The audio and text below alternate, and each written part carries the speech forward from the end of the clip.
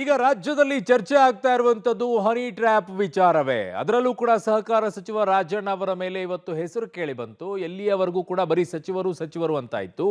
Finally ಇವತ್ತು ಹೆಸರನ್ನ ಮಾತನಾಡಿಬಿಟ್ರು ಯತ್ನಾಳ್ ಅವರು. ಯಾರು ರಾಜಣ್ಣ ಅವರ ಹೆಸರನ್ನ ಅಲ್ಲಿ ಪ್ರಸ್ತಾಪ ಮಾಡಿಬಿಟ್ರು. ಆಮೇಲೆ ಸ್ವತಃ ರಾಜಣ್ಣ ಅವರೇ ಎದ್ದು ನಿಂತು ಮಾತನಾಡಿದ್ರು.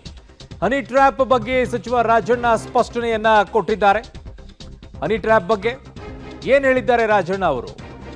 ಹನಿ ಟ್ರ್ಯಾಪ್ ಬಗ್ಗೆ ಸಚಿವ ರಾಜಣ್ಣ ಅವರು ಕೊಟ್ಟಿರುವಂತಹ ಸ್ಪಷ್ಟನೆ ಏನು ಹಾಗಿದ್ದಾಗ?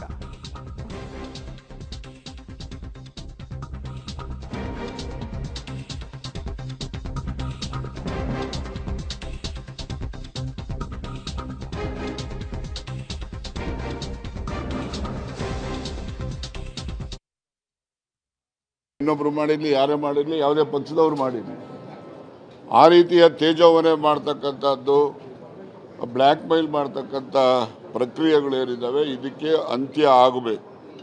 ಅಂತ್ಯ ಆಗಬೇಕು ಅಂತ ಹೇಳಿದ್ರೆ ಇದು ಒಂದು ಉನ್ನತ ಮಟ್ಟದ ತನಿಖೆ ಮಾಡಬೇಕು. ಆ ತನಿಖೆಯಲ್ಲಿ ಯಾರೆಲ್ಲ ಅಪಾದಿತರಿದ್ದಾರೆ, ಯಾರೆಲ್ಲ ತಪ್ಪಿತಸ್ಥರಿದ್ದಾರೆ ಅವರ ಮೇಲೆ ಕಠಿಣ ಕ್ರಮ ಆಗಿ ಇದಕ್ಕೆ ಇತಿಶ್ರೀ ಆಡಬೇಕು ಅಂತಕ್ಕಂಥದ್ದನ್ನು ನಾನು ವಿಧಾನಸಭೆಯಲ್ಲಿ ಏನು ಯತ್ನಾಳ್ ಅವರು ಪ್ರಸ್ತಾಪ ಮಾಡಿದಂಥ ವಿಚಾರಕ್ಕೆ ಸ್ಪಷ್ಟೀಕರಣವನ್ನು ನೀಡಿದೆ. ಯಾವ ಥರದ ತನಿಖೆ ಆಗಬೇಕು? ತನಿಖೆ ಸ್ವರೂಪ ಅಂತ ಹೇಳಿದ್ರೆ ನಾನು ಗೃಹ ಸಚಿವರ ಜೊತೆ ಮಾತಾಡ್ತೀನಿ. ನಾನು ಯಾರಾದರೂ ಕೂಡ ಒಬ್ಬರು ನಿವೃತ್ತ ನ್ಯಾಯಾಧೀಶರ ನೇತೃತ್ವದಲ್ಲಿ ತನಿಖೆ ಆಗಬೇಕು ಅಂತಕ್ಕಂಥ, ಸುಮ್ಮನೆ ಎಸ್ ಐ ಟಿ ಅಂದರೆ SIT ಎಲ್ಲ ಮಾಮೂಲಿ ಆಗಿಬಿಟ್ಟಿದೆ ಈಗ. ಅದಕ್ಕೋಸ್ಕರ ನಾನು ನಿವೃತ್ತ ನ್ಯಾಯಾಧೀಶರ ನೇತೃತ್ವದಲ್ಲಿ ತನಿಖೆ ಆಗಬೇಕು ಅಂತಕ್ಕಂಥ, ಹಾಲಿ ಜಡ್ಜಸ್ ನಿವೃತ್ತ ನ್ಯಾಯಾಧೀಶರು. Thank you.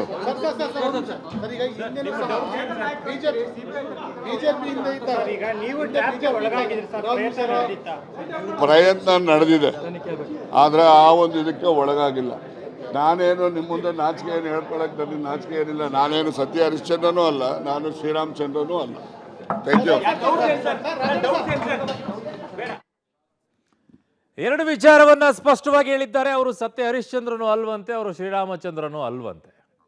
ಅದನ್ನ ನೀವು ಹೇಗೆ ಅರ್ಥ ಮಾಡ್ಕೊಳ್ತೀರೋ ಮಾಡ್ಕೊಳ್ಳಿ. ಆದರೆ ಈಗ ಸದ್ಯಕ್ಕಂತೂ ಪ್ರಯತ್ನ ನಡೀತಂತೆ, ಬಟ್ ಅದರಲ್ಲಿ ಯಾವುದು ಕೂಡ ಅವರು ಸಿಕ್ಕಾಕೊಂಡಿಲ್ಲ. ಇದರ ತನಿಖೆ ಮಾಡಿಸ್ಬೇಕು, ಇದರ ಆಳ ಆಗಲ್ಲ ಏನು ಅನ್ನುವಂಥದ್ರ ತನಿಖೆ ಆಗಬೇಕು ಅನ್ನುವಂಥ ಆಗ್ರಹ. ಅದರಲ್ಲೂ ಸ್ಪಷ್ಟವಾಗಿ ಅವ್ರು ಹೇಳ್ತಾ ಇರುವಂಥದ್ದು SIT CID ಇವೆಲ್ಲ ಅಲ್ಲ ರೀ, ನಿವೃತ್ತ ನ್ಯಾಯಮೂರ್ತಿಗಳಿಂದ ಈಗ ಈ ತನಿಖೆಯನ್ನ ನಡೆಸಬೇಕು ಅನ್ನುವಂಥದ್ದು ರಾಜಣ್ಣ ಅವರ ಆಗ್ರಹ. ಅದನ್ನ ಹೋಗಿ ಪರಮೇಶ್ವರ್ ಉತ್ತರ ಹೇಳ್ತೀನಿ ಅನ್ನುವಂಥ ಮಾತನ್ನು ಕೂಡ ಹೇಳಿದ್ದಾರೆ. ದೂರು ಕೊಡಬೇಕಾಗಿತ್ತು, ದೂರನ್ನ ಕೊಟ್ಟಿದ್ದಾರೆ ರಾಜಣ್ಣ ಅವರು. ಬೆಳಗ್ಗೆ ಮುಖ್ಯಮಂತ್ರಿಗಳನ್ನ ಕೂಡ ಭೇಟಿ ಮಾಡಿದ್ರು. ಸದನದಲ್ಲಿ ಯತ್ನಾಳ್ ಅವರು ಹೆಸರನ್ನ ಪ್ರಸ್ತಾಪ ಮಾಡಿದಾಗ ಸ್ವತಃ ರಾಜಣ್ಣ ಅವರು ನಿಂತ್ಕೊಂಡು ಮಾತನಾಡಿದ್ರು. ತದನಂತರ ರಾಜಣ್ಣ ಅವರು ಪರಮೇಶ್ವರನ ಹೋಗಿ ಭೇಟಿಯಾಗಿ ಸುಮಾರು ಹೊತ್ತು ಮಾತನಾಡಿ ದೂರನ್ನ ಕೊಡುವಂತ ವಿಚಾರಕ್ಕೆ ಹೇಳಿದ್ರು. ದೂರನ್ನ ಕೊಟ್ಟು ಬಂದಿದ್ದಾರಂತೆ. ಬಟ್ ಯಾವ ತನಿಖೆ ಆಗಬೇಕು ಅಂತಂದಾಗ ಅವರು ಹೇಳ್ತಾ ಇರುವಂತದ್ದು ನಿವೃತ್ತ ನ್ಯಾಯಮೂರ್ತಿಗಳ ತನಿಖೆ ಆಗಬೇಕು, ಅವರಿಂದನೇ ತನಿಖೆಯನ್ನ ಮಾಡಿಸಬೇಕು ಅಂತ ಹೇಳಿದ್ರು. ಇವತ್ತು ಸದನದಲ್ಲೂ ಕೂಡ ಅವ್ರು ಮಾತನಾಡಬೇಕಾದ್ರೆ ಕೇವಲ ನಾನೊಬ್ಬನೇ ಅಲ್ಲ, 48 ನಾಯಕರುಗಳದ್ದು ಇದೇ ರೀತಿಯಾದಂತಹ ವಿಡಿಯೋಗಳಿದೆ. ಅದು ನಾಯಕರು, ಉದ್ಯಮಿಗಳು ಅವರು ಸದನದಲ್ಲಿ ನಿಂತ್ಕೊಂಡು ಮಾತನಾಡಿದ್ದಾರೆ. ಅಷ್ಟೊಂದು ನಂಬರ್ಸ್ ಪರ್ಟಿಕ್ಯುಲರ್ ಅವ್ರಿಗೆ ಹೆಂಗ್ ಗೊತ್ತಾಯ್ತು?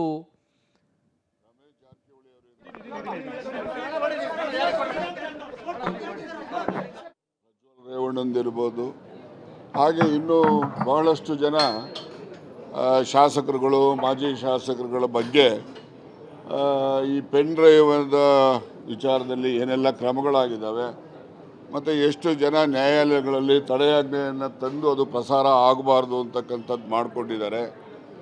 ಇವೆಲ್ಲವೂ ಸೇರಿದ್ರೆ ಸರಿಸುಮಾರು ಒಂದು 48 ಜನರ ಈ ರೀತಿಯ ಅಶ್ಲೀಲ ಇರ್ತಕ್ಕಂಥ